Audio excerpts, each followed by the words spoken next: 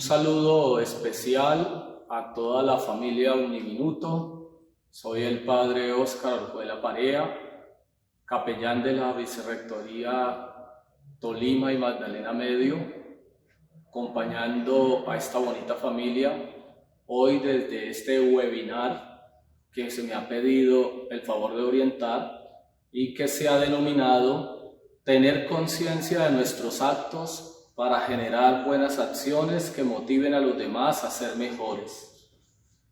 Precisamente en toda esa estrategia de cultura espiritual y misional que la Dirección Nacional de Pastoral quiere afianzar, estos espacios de formación nos ayudan a formarnos como excelentes seres humanos para poder prestar un mejor servicio a nuestros clientes internos y externos.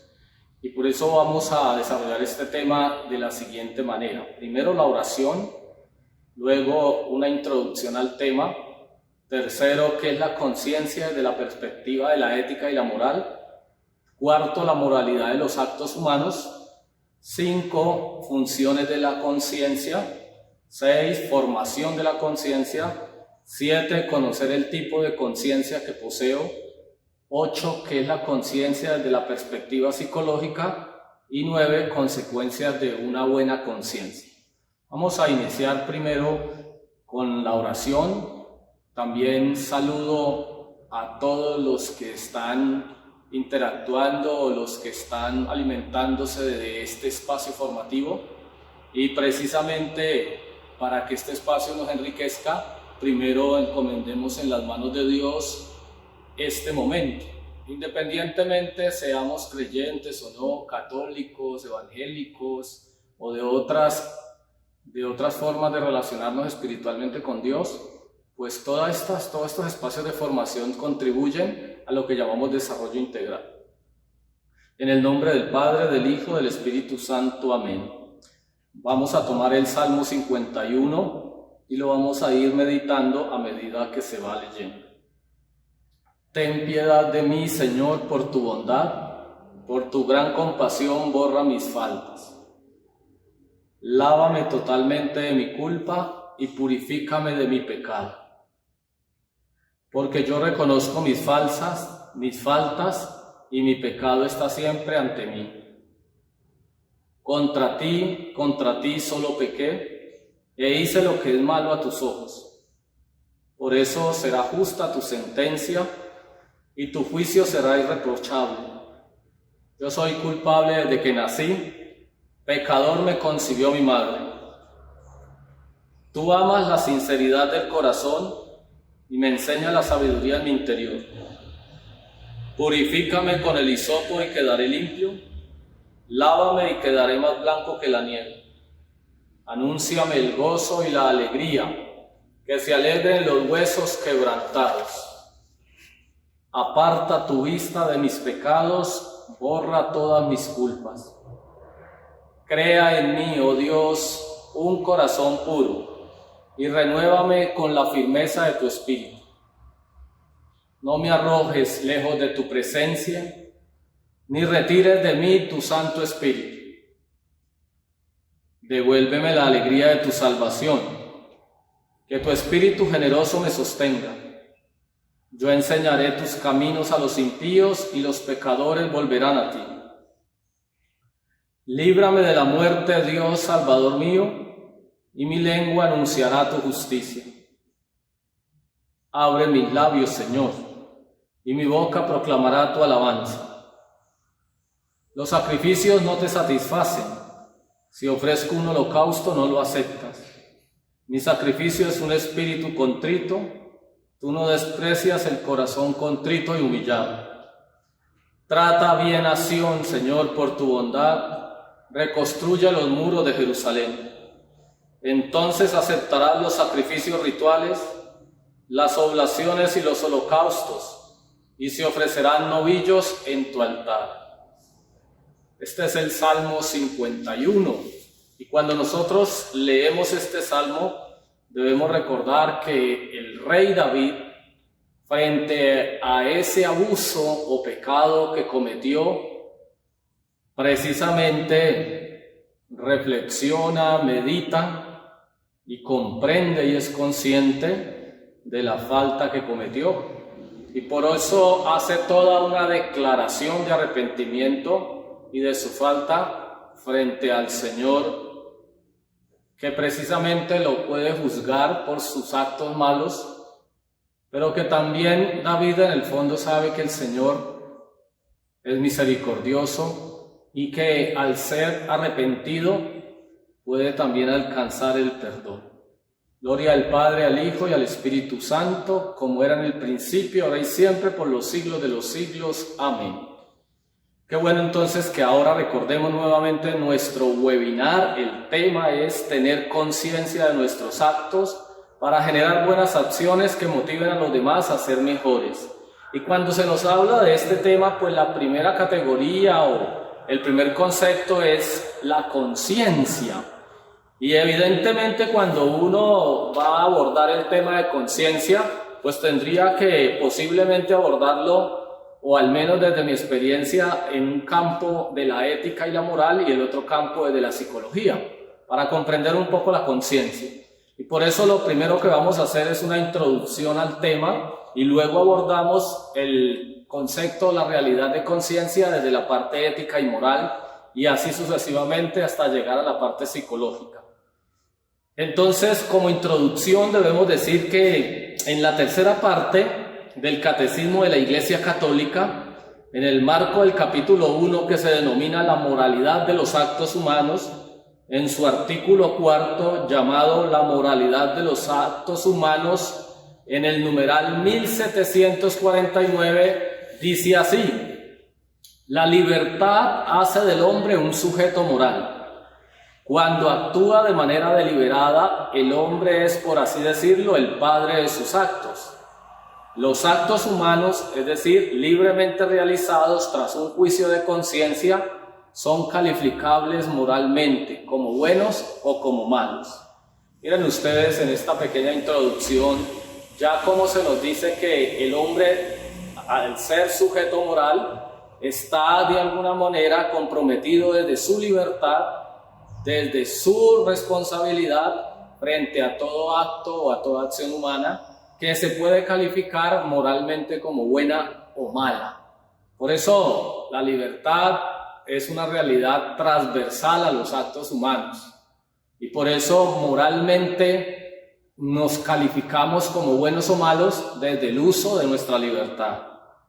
Y en el 1776 dice: en lo más profundo de su conciencia el hombre descubre una ley que él no se da a sí mismo, sino a la que debe obedecer y cuya voz resuena cuando es necesario en los oídos de su corazón, llamándole siempre a amar y hacer el bien y evitar el mal. El hombre tiene una ley escrita por Dios en su corazón. La conciencia es el núcleo más secreto y el sagrario del hombre, en el que solo con Dios resuena en lo más íntimo de ella la palabra del Señor. Miren acá que evidentemente hay un elemento fundamental. En el Catecismo de la Iglesia Católica se nos dice que la conciencia es ese ámbito exclusivo y único donde el hombre le resuena una ley escrita en su corazón, dada por Dios. Esa ley evidentemente la Iglesia la ha denominado ley natural, y es que muy dentro de nosotros está esa capacidad para decir, para calificar un acto como bueno o como malo. Es decir, allá dentro de nuestra conciencia, cuando ejecutamos actos, en el interior de nuestro corazón hay una voz que nos dice si ese acto de alguna manera fue bueno o fue malo. Y esa inspiración o esa calificación íntima de lo bueno o lo malo de las acciones es precisamente en el ámbito de la conciencia que se da. Por eso se habla que es el núcleo más secreto y sagrado en el que Dios y el hombre se encuentran. Pues bien, ahora pasemos a nuestro punto número 3, después de la oración y la introducción, a mirar qué es la conciencia desde la perspectiva de la ética y la moral cristiana. Evidentemente usted puede decir, bueno, pero desde una ética civil también se puede hablar de conciencia. Es cierto, desde una ética civil y desde una moral civil, diría uno, se puede hablar de conciencia, pero yo estoy acá tratando de esbozar la conciencia desde la ética y la moral cristiana. Y por eso he tomado como referente el Catecismo de la Iglesia Católica, que no puede discriminarse diciendo que por ser la moral de la Iglesia, entonces carece de valor y de sentido. Cuando usted estudia cada uno de los parágrafos que a continuación vamos a ver, tiene sentido y tiene un profundo espíritu de verdad estas palabras que ha escrito el magisterio de la Iglesia, porque el magisterio de la Iglesia, por medio de la fe y de la moral, lo que persiguen es el bien de las personas y de las comunidades. ¿Qué es la conciencia entonces? En el 1778 dice que la conciencia moral es un juicio de la razón por el que la persona humana reconoce la cualidad moral de un acto concreto que piensa hacer, está haciendo o ha hecho. En todo lo que dice y hace, el hombre está obligado a seguir fielmente lo que sabe que es justo y recto. Miren ustedes algo importante que hay que subrayar. Conciencia moral es un juicio de la razón en el corazón de la persona para calificar lo que puede hacer, lo que hizo o lo que va a hacer. Entonces, el hombre tiene la capacidad para juzgar lo que es justo y es recto. Pensemos en nuestros trabajos como colaboradores o como docentes, como estudiantes o graduados, como aliados externos. Cuando nosotros vamos a trabajar, cualquier acción que hagamos, en nuestro corazón, en nuestra mente está la capacidad para darnos cuenta si eso que hicimos es bueno o es malo. Porque allí, muy dentro, Dios nos fortalece, pero Dios nos inspira a reconocer la cualidad de los actos.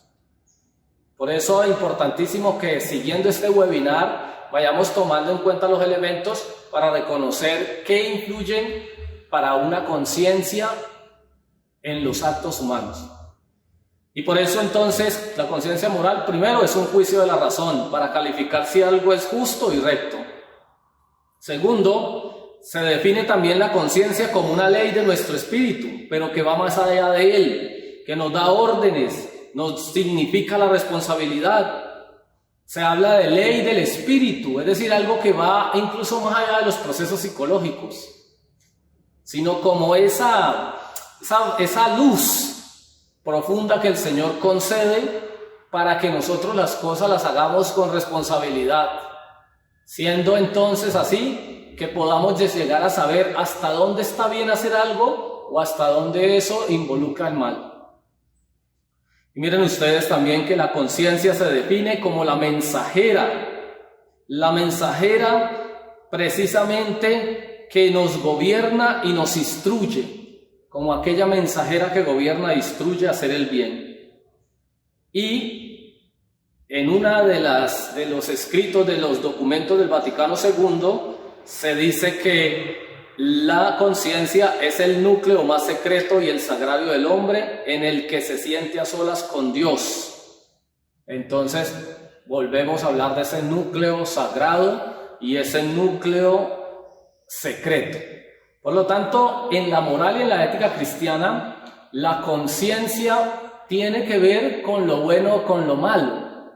No tiene que ver tanto con el error o el acierto, sino con una qualitas denominado bueno o malo que permite entender si lo que estoy haciendo favorece el progreso, favorece la estabilidad de los demás y la mía propia. Y por eso allí habría que preguntarnos en nuestro quehacer diario como docentes, colaboradores, como graduados que estamos ya trabajando en empresas o como estudiantes que estamos cursando las diferentes materias, si todas nuestras acciones permanentes, por pequeñas o grandes que sean, ¿qué proyección tienen? ¿Qué finalidad tienen? ¿Algo bueno o algo malo? Y ahí es donde entonces nos daremos cuenta si nuestra conciencia está realmente persiguiendo para lo que fue hecha, que es el bien y no el mal.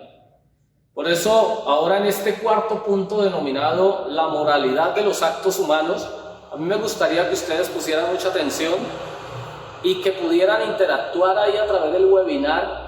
A medida que vamos diciendo estas cosas, pudieran también dejar sus comentarios, evidentemente colocar sus apreciaciones, colocar sus razonamientos, sus pensamientos. Y dentro de este cuarto punto, la moralidad de los actos humanos, entonces tendríamos que decir que los actos humanos tienen unos elementos, y esos elementos son: 1, el objeto o la materia; 2, el fin o la intención; 3, las circunstancias. Por eso cuando uno hace algo, cuando uno actúa, cuando uno ejerce una acción, esos 3 elementos hacen moralmente calificable un acto o una acción. Cuando tú estás ejerciendo tu trabajo en la oficina, en el aula, cuando estás haciendo virtualmente la clase, uno tiene que ser consciente que todas las acciones tienen esos elementos, y que esos elementos son los que hacen calificar una acción humana como buena o mala. 1, el objeto o materia. El objeto o materia precisamente es un bien hacia el cual tiende mi voluntad. El bien hacia el cual tiende mi voluntad, el bien material o el bien espiritual, es la materia de un acto humano. El objeto elegido específicamente o moralmente, el acto del querer, según la razón lo reconoce y lo juzga conforme o no. Por lo tanto, cuando uno habla del objeto, está hablando precisamente de la realidad o de la cosa en sí misma. Segundo, el fin o la intención.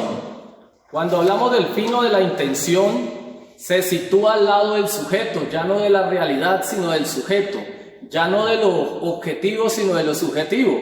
En este caso, la intención tiene que ver con la subjetividad de la persona, del que actúa.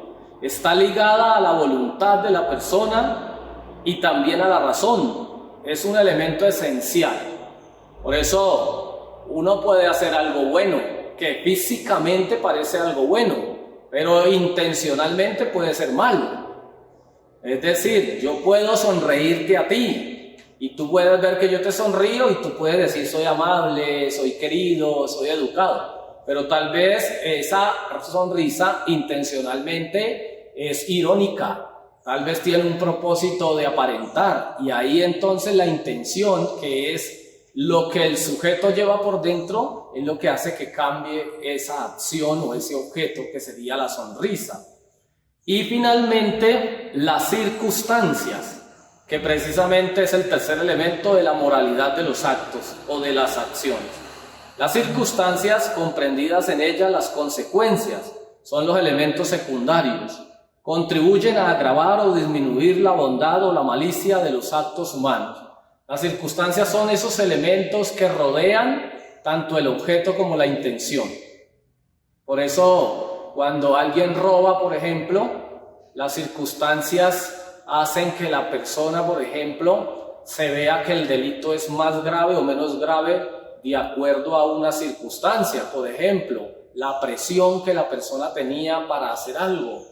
Por ejemplo, el estado emocional de la persona en el momento que hizo algo. Esas circunstancias precisamente hacen que sea menos gravosa o más gravosa una acción o un acto humano. Miren ustedes que esta temática que llamamos tener conciencia de nuestros actos para generar buenas acciones, pues tienen que partir primero de lo que estoy explicando, porque para hablar de conciencia como simplemente de saber lo bueno o lo malo, pues creo que no sería pertinente un espacio como este. Pero como estamos hablando en un espacio formativo, en la academia, en la universidad, quien quiera que se acerque o quienes quiera que esté escuchando o que esté participando de este webinar, pues debe tener al menos un bagaje amplio de qué es conciencia y de cómo los elementos de un acto humano influyen en esa conciencia, para bien o para mal. Por eso hablamos de que la moralidad de los actos humanos o un acto humano tiene 3 elementos: el objeto o la materia, la intención del sujeto y las circunstancias. De ahí que con esta panorámica o con esta realidad podríamos pensar: cuando yo hago algo, pienso en esos 3 elementos para calificar moralmente algo, para mirar mi conciencia si está actuando bien o mal. Estoy mirando el objeto, la materia de la acción. Estoy mirando qué intención le pongo. Estoy mirando precisamente qué circunstancias la rodean. Por ejemplo, cuántas veces en nuestras oficinas o en las aulas o en las empresas donde trabajan los graduados, un comentario se hace y ese comentario es la palabra, que es la palabra construida bajo frase, bajo cualquier mensaje que se quiera dar, siendo ese el objeto, ¿qué intención yo le coloco a ese comentario? ¿Y cuáles son las circunstancias que están rodeando ese comentario? Para que esa acción de haber hecho ese comentario sea calificable moralmente como bueno o malo. Ahí entonces reside la moralidad de los actos humanos al hablar de buenas o malas acciones. Nuestro quinto punto se llama función de la conciencia. ¿Cuáles son las funciones de la conciencia? Una función fundamental, percibir el bien y el mal como algo para hacerse o evitarse. La conciencia, como ese juicio de la razón, nos ayuda a percibir el bien o el mal para hacerse el bien y para evitarse el mal. El mal, los que somos creyentes, recordamos en el libro del Génesis que se nos dice que fuimos creados a imagen y semejanza de Dios. Por lo tanto, si somos creados a imagen y semejanza de Dios, San Agustín va a decir que nosotros estamos llamados siempre a escoger el bien y no el mal.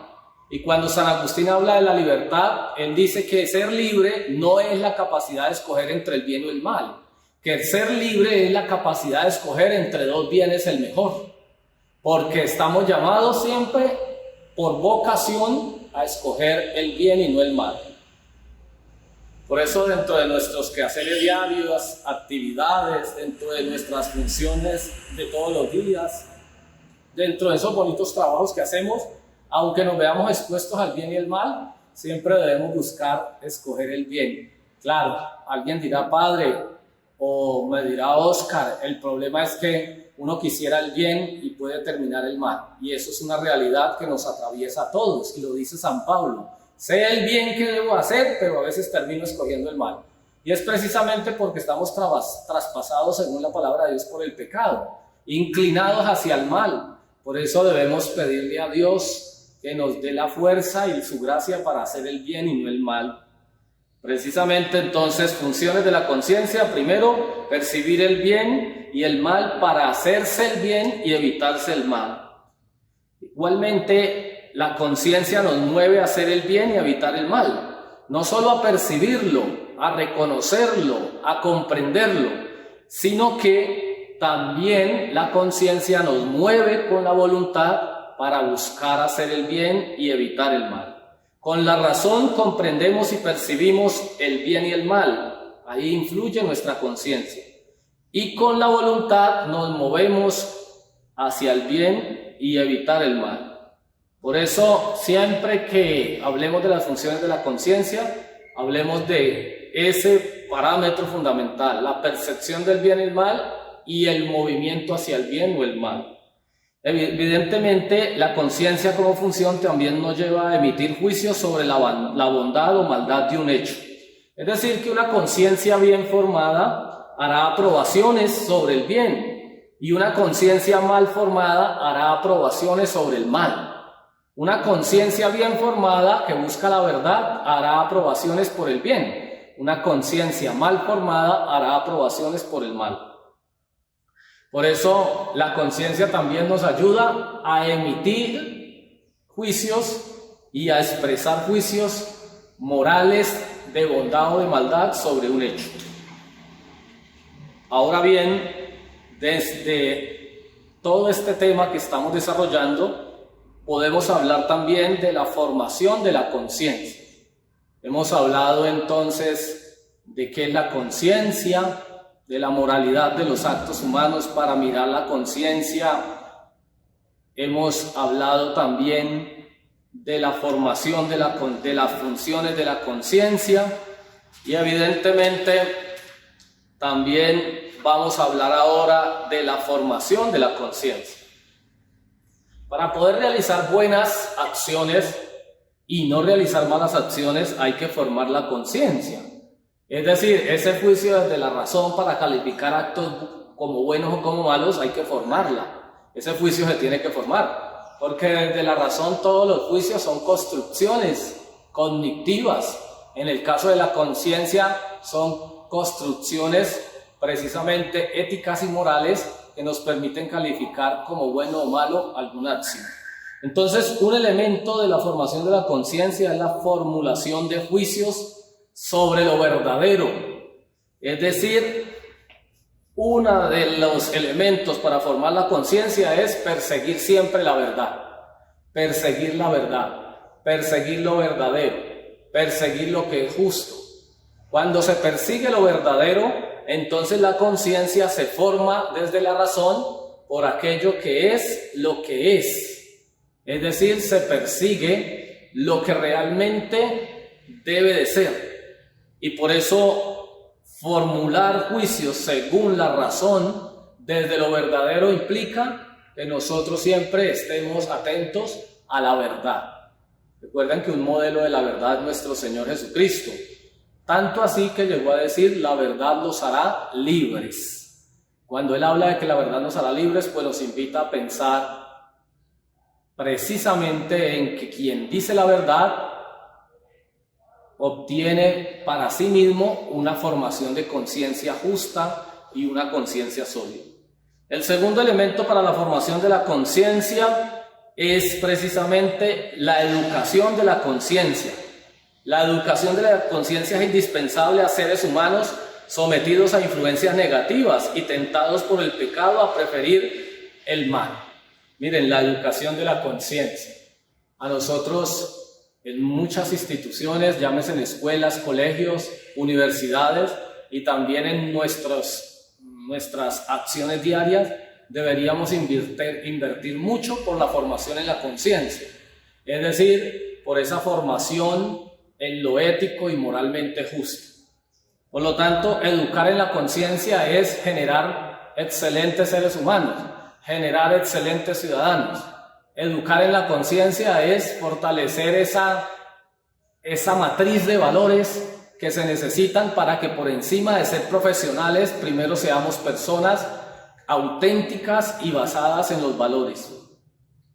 Y finalmente, la formación de la conciencia también puede ser a la luz de la palabra de Dios, a la luz de la palabra de Dios que nos ilumina y que a través de la oración y de la fe nos puede dar luces para encontrar y para buscar la verdad y el bien común y el bien de los pueblos. Ahora, como otro punto podríamos decir, ¿cómo conocer el tipo de conciencia que yo poseo? Pues el tipo de conciencia que yo poseo, primero que todo hay que decir que la conciencia debe formarse recta y cierta. Se debe buscar amar lo que es verdadero.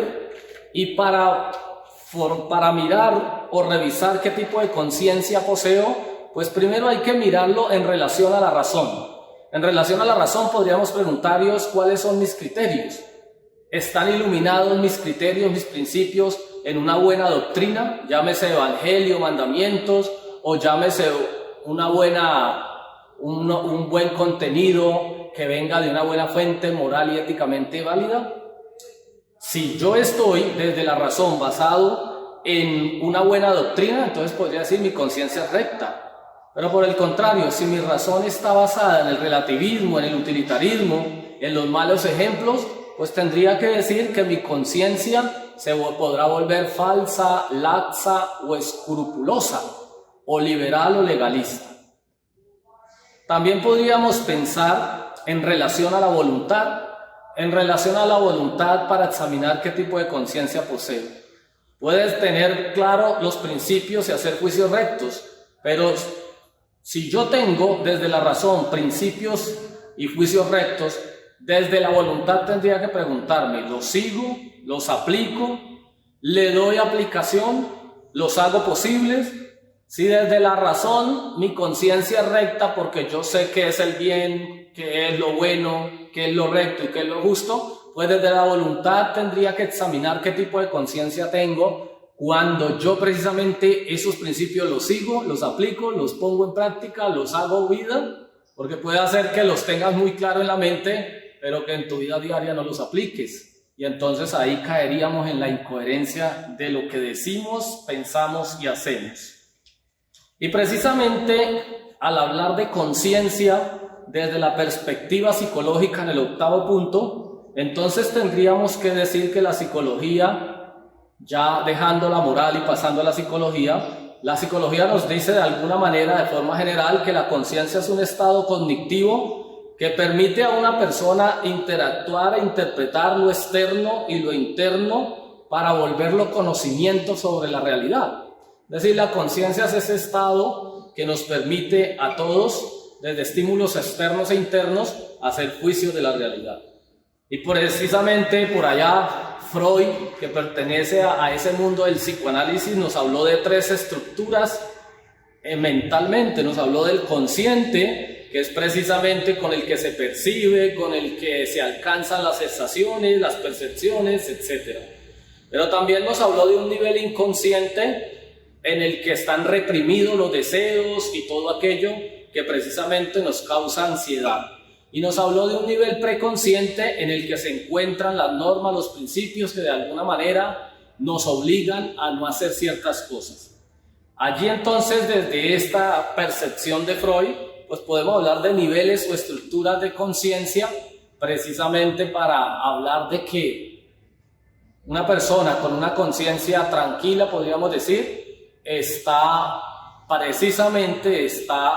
equilibrada en esos niveles de conciencia. Pero más allá de la conciencia, según Freud, que está cargada de ideas, percepciones o representaciones, se notaba en Freud una idea de conciencia como un percatarse de representaciones que antes habían estado reprimidas. En el fondo también podemos pensar que la conciencia, según Freud, es tener claridad sobre eso que antes no era claro. Y si vamos a mirar en otras escuelas o pensamientos como la Gestalt, en donde la conciencia es darse cuenta del aquí y del ahora y de aquello que es real a diferencia de lo que es fantasía para vivir la realidad, pues entonces volvemos a mirar que la conciencia es un estado o es una dimensión de la razón que nos permite a nosotros encontrarnos con nosotros mismos y ser conscientes o darnos cuenta de lo que hay tanto dentro como fuera. Por eso nosotros, al ser conscientes de nuestra conciencia, pues podemos llegar a interpretar también lo que hoy dicen las neurociencias. La neurociencia hoy dice que somos los únicos seres dotados de ser conscientes de lo que pensamos, de saber por qué pensamos lo que pensamos. En otras palabras, la metaconciencia o el proceso de la metacognición o la famosa autoconciencia, es decir, capaces de saber por qué pensamos o de pensar sobre lo que pensamos. De esta manera se habla de que el pensar en nuestro propio pensamiento puede también potenciar nuestras emociones y sentimientos, haciéndonos más intensos y poderosos el poder controlar la conducta. Miren ustedes que en la conciencia, desde la parte psicológica, se habla de esa propiedad que tiene la conciencia de pensar sobre sí misma, es decir, de mirar y analizar e interpretar lo que pensamos sobre ese mismo proceso de pensamiento. Por eso aquí entonces podríamos hablar que la conciencia desde la perspectiva psicológica también es un estado que nos permite reconocer si lo que estamos haciendo está bien o está mal, desde la particularidad de que nos sirve para potencializar nuestras capacidades o para disminuirlas. De algún modo esa conciencia en el ámbito psicológico se tiene que mantener regulada y equilibrada para que no nos permita vivir de alguna manera un desorden interior y que nos termine creando ansiedad o depresión. Por eso la conciencia, siendo esa capacidad de percibir mi yo y de percibir mi realidad, en el fondo también tiene que estar sana desde la parte psicológica para no entrar en conflicto interno o externo.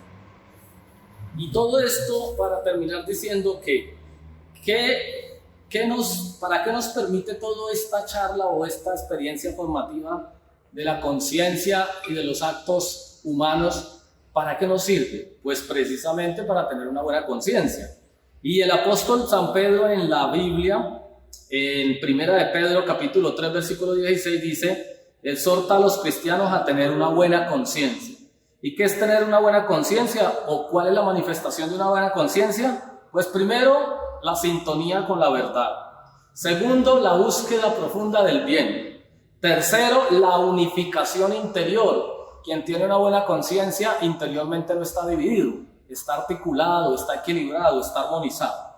Y finalmente, quien tiene una buena conciencia tiene un gran sentido de libertad y de responsabilidad, es decir, que lo que va a hacer lo diríamos de algún modo así coloquial, lo piensa 2 veces porque sabe y tiene claro que eso puede producir consecuencias negativas o positivas.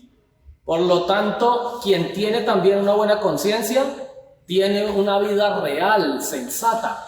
¿Eso qué quiere decir? Que no vive en el mundo platónico, en el mundo de las ideas, sino que vive con los pies bien puestos sobre la tierra. Espero que entonces nosotros generemos buenas acciones a partir de lo que les dije de esta cátedra sobre la moralidad de los actos y de la conciencia en sí misma desde la moral y desde la psicología. Y todo este bagaje intelectual que nos sirva para que analicemos cómo son nuestros actos humanos desde la conciencia y para que donde quiera que estemos, pues cuando vayamos a actuar, a generar alguna acción, tengamos presente que debe de ser siempre para perseguir el bien de los demás y el de nosotros. De esta manera generaremos buenas acciones a que motiven a los demás a ser mejores personas. Que Dios los bendiga, muchas gracias y un buen día.